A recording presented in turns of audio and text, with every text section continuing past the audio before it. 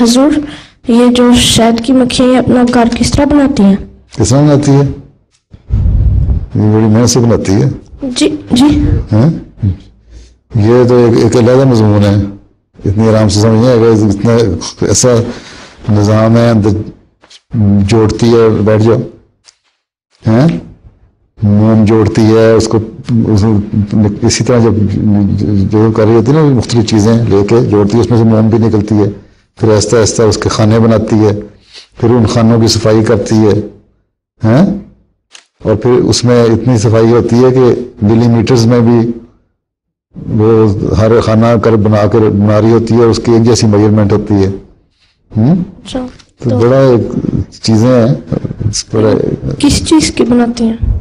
اس میں موم بھی ہوتی ہے بہت ساری، ویکس کا بھی حصہ ہوتا ہے اور بہت چیزیں ہوتی ہیں. ہاں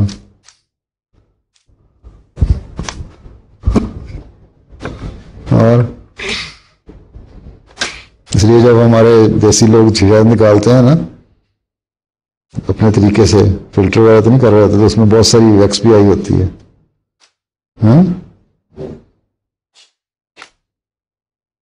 مگس کو باغ میں جانے نہ دیجو کہ نہ خون پروانے کا ہوگا.